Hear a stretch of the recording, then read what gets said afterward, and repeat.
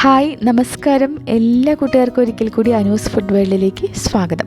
അപ്പോൾ നമ്മൾ ഇന്ന് ക്രിസ്മസ് സ്പെഷ്യലായിട്ടൊരു ബീഫ് ബിരിയാണിയുടെ റെസിപ്പിയാണ് നോക്കാനായിട്ട് പോകുന്നത് കേട്ടോ. വീഡിയോ കണ്ട് നിങ്ങൾക്ക് ഇഷ്ടപ്പെടുകയാണെങ്കിൽ സബ്സ്ക്രൈബ് ചെയ്ത് കൂടെ ഒരു ലൈക്കും കൊടുത്താൽ നമ്മുടെ ചാനലൊന്ന് സപ്പോർട്ട് ചെയ്യാനായിട്ട് വിട്ടുപോകല്ലേ. അപ്പോൾ നമുക്ക് വീഡിയോയിലേക്ക് പോയാലോ. അപ്പോൾ ആദ്യം തന്നെ നമുക്ക് ബീഫ് ഒന്ന് വേവിച്ചെടുക്കണം. കുക്കറിലേക്ക് ഒരു 3/4 കിലോ 750 ഗ്രാം അളവിൽ ബീഫാണ് ഞാൻ ഇട്ട് കൊടുത്തിട്ടുള്ളത്. ഇച്ചിരി വലിയ പീസായിട്ട് വേണം നമ്മൾ ബിരിയാണിക്ക് കട്ട് ചെയ്യുമ്പം എടുക്കാനായിട്ട്. ഇനി നമുക്കിതിലേക്ക് പച്ചമുളകും വെളുത്തുള്ളി ഇഞ്ചിയും കൂടി ചതച്ച് ചേർത്ത് കൊടുക്കണം. അത്യാവശ്യം എരിവുള്ള ഒരു 5 പച്ചമുളക് എടുത്തിട്ടുണ്ട്. അതുപോലെ തന്നെ ഒരു 7-8 അല്ലി വെളുത്തുള്ളി, ഒരു 1.5 ഇഞ്ച് വലുപ്പത്തിലെ ഇഞ്ചി, ഇതെല്ലാം കൂടി ചതച്ചിട്ടാണ് ഞാൻ ഇപ്പോൾ ചേർത്തിട്ടുള്ളത്. നമുക്കിതിലേക്ക് നല്ല പഴുത്ത ഒരു ചെറിയ തക്കാളി ചെറുതായിട്ട് കട്ട് ചെയ്ത് ചേർത്ത് കൊടുക്കാം. വലുതാണെങ്കിൽ പകുതി എടുത്താലും മതി. ഇനി നമുക്കിതിലേക്ക് പൊടികൾ ചേർത്ത് കൊടുക്കാം. ഞാനിവിടെ 1 ടീസ്പൂൺ എരിവുള്ള മുളക് പൊടി ചേർത്ത് കൊടുക്കുന്നുണ്ട്. കൂടെ തന്നെ 1 ടീസ്പൂൺ അളവിൽ മല്ലിപ്പൊടി ചേർത്ത് കൊടുക്കുന്നുണ്ട്. ഒരു 1/4 ടീസ്പൂണോളം മഞ്ഞൾപ്പൊടി ചേർത്ത് കൊടുക്കാം. ഒരു 3/4 ടീസ്പൂൺ അളവിൽ കുരുമുളക് പൊടി ചേർത്ത് കൊടുക്കാം. ഇതിൻ്റെ കൂടെ തന്നെ 1/2 ടേബിൾ സ്പൂൺ അളവിൽ ഗരം മസാലപ്പൊടിയും കൂടി ചേർക്കാം. നമുക്കിതിലേക്ക് ഒരു 1/2 ടേബിൾ സ്പൂൺ ചെറുനാരങ്ങ നീരും കൂടി ചേർത്ത് കൊടുക്കാം. ഇതിൻ്റെ കൂടെ തന്നെ ഒരു 3 ടേബിൾ സ്പൂണോളം അധികം പുളിയില്ലാത്ത തൈര് ചേർത്ത് കൊടുക്കാം. ഇനി നമുക്കിതിലേക്ക് ആവശ്യത്തിനുള്ള ഉപ്പും കൂടി ചേർക്കാം. ഞാനിവിടെ ഏകദേശം ഒരു 1/2 ടേബിൾ സ്പൂൺ അളവിലാണ് ഉപ്പ് ചേർത്ത് കൊടുത്തിട്ടുള്ളത്. പിന്നീട് നമുക്ക് നോക്കി ചേർത്താലും മതി, ഉപ്പ് കൂടി പോകരുത്. ഇനി നമുക്കിതെല്ലാം കൂടി നന്നായിട്ടൊന്ന് ഇളക്കിയെടുക്കാം. ഇനി നമുക്കിത് അടച്ച് വെച്ച് ഒരു 2 മണിക്കൂർ ഇതൊന്ന് മാറ്റി വയ്ക്കാം, റെസ്റ്റ് ചെയ്യാനായിട്ട് മാറ്റി വയ്ക്കാം. ആ ഒരു സമയത്ത് ബീഫിൽ നന്നായിട്ട് മസാലയൊക്കെ പിടിക്കും. കുറഞ്ഞത് 1 മണിക്കൂറെങ്കിലും വെക്കണം കേട്ടോ. പറ്റുമെങ്കിൽ 2 മണിക്കൂർ തന്നെ ഇതിങ്ങനെ വയ്ക്കുക. അതിന് ശേഷം വേണം നമുക്ക് ബീഫ് വേവിച്ചെടുക്കാനായിട്ട്. അപ്പോൾ ഇതിനിടയിൽ കുറച്ച് കാര്യങ്ങളൊക്കെ ഒന്ന് ചെയ്ത് വയ്ക്കാം. ഞാനിവിടെ 2 കപ്പ് ബസ്മതി റൈസ് നന്നായിട്ട് കഴുകി അതിൻ്റെ വെള്ളം ഊറ്റി വെച്ചിട്ടുണ്ട്. ഇതുപോലെ വെള്ളം വാർന്ന് വെക്കണം. നമ്മളിത് കുതിർത്ത് ഇടേണ്ട കാര്യമില്ല. ഏത് അരി വേണമെങ്കിലും നമുക്ക് എടുക്കാം കേട്ടോ. ഞാനിവിടെ 2 കപ്പ് ബസ്മതി റൈസാണ് നന്നായിട്ട് കഴുകി ഇതുപോലെ വെള്ളം ഊറ്റി വെച്ചിട്ടുണ്ട്. അടുത്തായിട്ട് നമുക്കൊരു പാൻ ചൂടാവാൻ വയ്ക്കാം. നമുക്കിതിലേക്കൊരു 1/4 കപ്പ് ഓയിൽ ഒഴിച്ചു കൊടുക്കാം. അതുപോലെ തന്നെ ഒരു 1/4 കപ്പ് നെയ്യും കൂടി ഒഴിച്ചു കൊടുക്കുന്നുണ്ട്. അപ്പോൾ എണ്ണയൊക്കെ ഒന്ന് ചൂടായിട്ട് വരുമ്പോൾ നമുക്കിതിലേക്ക് കുറച്ച് കാഷ്നട്ടും റൈസിൻസൊക്കെ ഇട്ടിട്ട് ഫ്രൈ ചെയ്ത് മാറ്റാം. അതിന് തന്നെ കുറച്ച് കാഷ്നട്ട് ഇട്ട് കൊടുത്തു. അതിൻ്റെ കളറൊക്കെ ഒന്ന് മാറി വരുമ്പോൾ കുറച്ച് റൈസിൻസും കൂടി ചേർത്ത് കൊടുക്കുകയാണ്. നന്നായിട്ട് ഫ്രൈ ആയി മറ്റേ മുന്തിരിയൊക്കെ ഒന്ന് ബോൾ പോലെ ആയി വരുമ്പം എണ്ണ അങ്ങ് കോരി മാറ്റാം. ഇനി നമുക്ക് ഇതേ ഓയിലിൽ തന്നെ കുറച്ച് സവോള ഒന്ന് ഫ്രൈ ചെയ്തെടുക്കണം. ഞാനിവിടെ വലിയ സൈസിലുള്ള 3 സവോള കനം കുറച്ച് നീളത്തിലരിഞ്ഞാണ് എടുത്തിട്ടുള്ളത്. നിങ്ങൾക്ക് വേണമെങ്കിൽ മീഡിയം സൈസൊക്കെ ആണെങ്കിൽ ഒരു 4 എടുക്കാം, ചെറുതാണെങ്കിൽ ഒരു 5 സവോള വേണമെങ്കിൽ എടുക്കാം കേട്ടോ.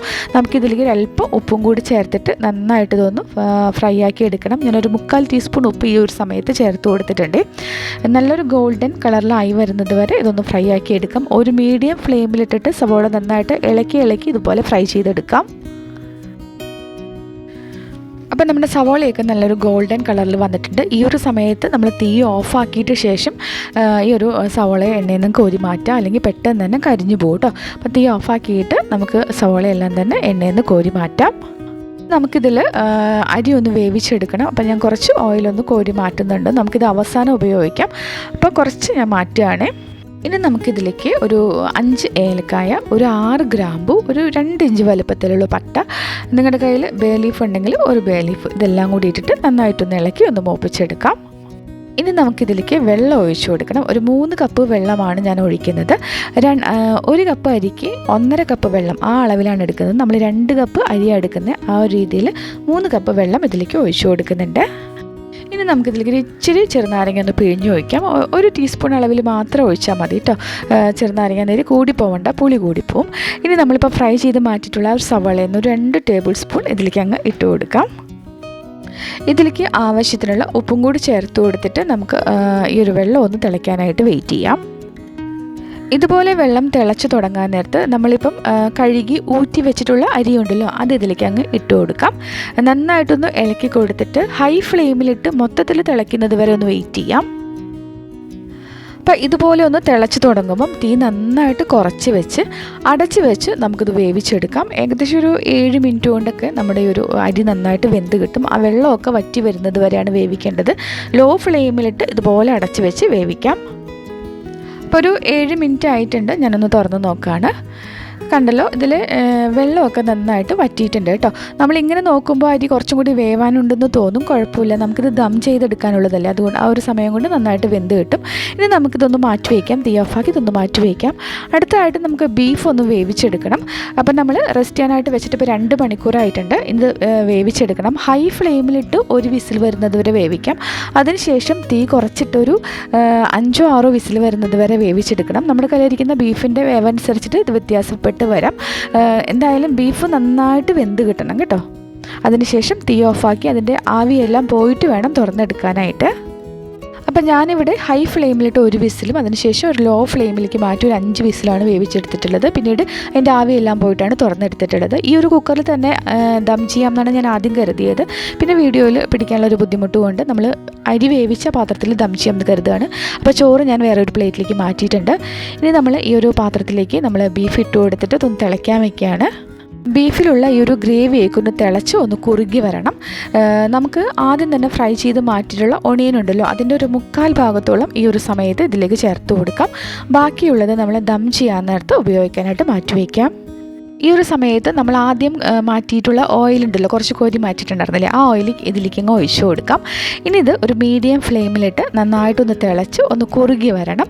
നമ്മൾ തീ കൂട്ടിയിടരുത് കേട്ടോ, തീ വല്ലാതെ കുറച്ചിടുകയും ചെയ്യരുത്. ഒരു മീഡിയം ഫ്ലെയിമിലിട്ട് നന്നായിട്ട് തിളപ്പിച്ച് കുറുക്കിയെടുക്കുക. നിങ്ങൾക്കിതിൽ നന്നായിട്ട് വെള്ളം കൂടുതലുണ്ടെന്ന് തോന്നുകയാണെങ്കിൽ ഇതുപോലെ തിളപ്പിച്ചൊന്ന് വറ്റിച്ചെടുക്കണം. അതല്ല വെള്ളം കുറവാണെങ്കിൽ ഇച്ചിരി ചൂടുവെള്ളം ഒഴിച്ചു കൊടുക്കാൻ ശ്രദ്ധിക്കണം കേട്ടോ. നമുക്ക് ഈ ഒരു ഗ്രേവി നല്ല കുറുകിയ ഒരു പാകത്തിലാണ് വരേണ്ടത്.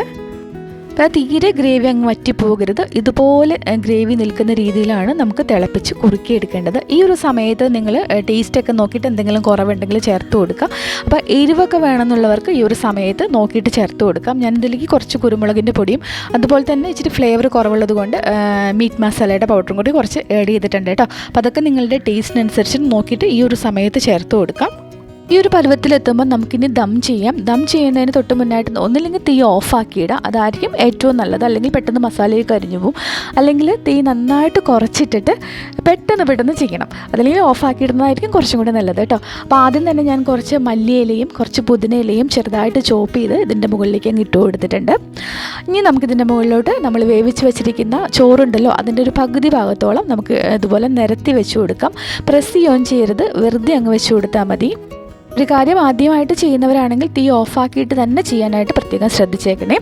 ചോറ് ഇതുപോലെ നിരത്തി വെച്ച് കഴിഞ്ഞാൽ കുറച്ച് സവോള ഇതിന് മുകളിൽ ഇങ്ങനെ ഫ്രൈ ചെയ്ത് വെച്ചിരിക്കുന്നതൊന്ന് വിതറി കൊടുക്കാം. വീണ്ടും കുറച്ച് മല്ലിയിലയും പുതിനയിലയും കൂടി ഇതുപോലെ നിരത്തിയിട്ട് കൊടുക്കാം. വീണ്ടും നമ്മൾ ബാക്കിയുള്ള ചോറെല്ലാം തന്നെ ഇട്ട് കൊടുക്കുകയാണ്. പ്രസ് ചെയ്ത് കൊടുക്കരുത്, വെറുതെ ഒന്ന് നിരത്തിയിട്ടാൽ മതി. ഇനി അവസാനമായിട്ട് വീണ്ടും മല്ലിയിലയും പുതിനയിലയും അതുപോലെ തന്നെ നമ്മൾ സവോള ഫ്രൈ ചെയ്ത് ഇട്ട് കൊടുക്കാം. നമ്മൾ ആദ്യം ഫ്രൈ ചെയ്ത് മാറ്റിയിട്ടുള്ള കാഷ്നട്ട് റൈസൻസും കൂടി ഇട്ട് കൊടുത്തിട്ട് അടച്ച് വെച്ച് ലോ ഫ്ലെയിമിലിട്ട് നമുക്കിതൊന്ന് ദം ചെയ്യണം. ഓഫാക്കിയിട്ടുള്ളവരാണെങ്കിൽ ഓൺ ചെയ്ത് ഒരു 10 മിനിറ്റ് ഇതുപോലെ അടച്ച് വെച്ച് ഇങ്ങനെ ലോ ഫ്ലെയിമിലിട്ട് കൊടുത്ത് വെക്കുക. അതിനുശേഷം തീ ഓഫാക്കിയിടാം. പിന്നീട് ഒരു അരമണിക്കൂർ നേരത്തേക്ക് നമ്മളിത് അനക്കാനൊന്നും നിൽക്കേണ്ട, അതിനുശേഷം ഇളക്കിയെടുത്താൽ മതി. അപ്പം ഞാൻ ലോ ഫ്ലെയിമിലിട്ട് ഒരു 10 മിനിറ്റ് ഇതുപോലെ ഇങ്ങനെ അടച്ച് വെച്ചിട്ടുണ്ടായിരുന്നു. അതിനുശേഷം തീ ഓഫാക്കിയിട്ടിരിക്കുകയാണ്. ഇതിങ്ങനെ ഒരു അരമണിക്കൂർ ഇതിവിടെ ഇരുന്നോട്ടെ കേട്ടോ. അതിനുശേഷം വേണം തുറന്ന് പതുക്കെ അതിൻ്റെ ചൂടൊന്ന് കുറയുമ്പം ഇളക്കി സെർവ് ചെയ്യണം.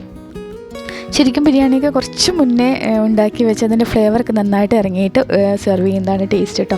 തീർച്ചയായിട്ടും എല്ലാവരും ട്രൈ ചെയ്ത് നോക്കുക. വീഡിയോ ഇഷ്ടപ്പെട്ടിട്ടുണ്ടെങ്കിൽ സബ്സ്ക്രൈബ് ചെയ്യാൻ മറക്കരുത്. കൂടെ വരുന്ന ആ ബെൽ ബട്ടനും കൂടി ഒന്ന് പ്രസ് ചെയ്ത് വിട്ടേക്കണേ. ഒരു ലൈക്ക് തന്ന് സപ്പോർട്ട് ചെയ്യണം. അതുപോലെ തന്നെ നിങ്ങളുടെ കൂട്ടുകാർക്കും കൂടി ഈ വീഡിയോ ഷെയർ ചെയ്തുകൊണ്ട് നമ്മുടെ ചാനലിനൊന്ന് സപ്പോർട്ട് ചെയ്യാനും ശ്രദ്ധിച്ചേക്കണം. അതുപോലെ തന്നെ നിങ്ങളുടെ അഭിപ്രായങ്ങൾ മറക്കാതെ കമൻറ്റ് ബോക്സിലൂടെ ഒന്ന് അറിയിച്ചേക്കണേ.